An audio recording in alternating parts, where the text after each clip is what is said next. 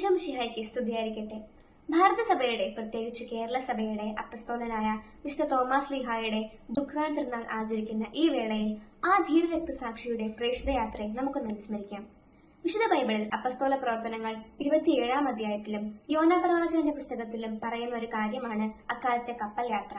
അത്രയേറെ അപകടകരമായ ഒരു യാത്രയ്ക്ക് നമ്മുടെ പിതാവ് തയ്യാറാകണമെങ്കിൽ അത് വിശുദ്ധ യോഹന്നാന്റെ സുവിശേഷം 11:16 പറയുന്നത് പോലെ നമുക്കും അവനോട് കൂടെ പോയി മരിക്കാം എന്ന് പറയുന്ന ആ പ്രിയ ശിഷ്യന്റെ ധൈര്യം ഒന്നുകൊണ്ട് മാത്രമാണ്.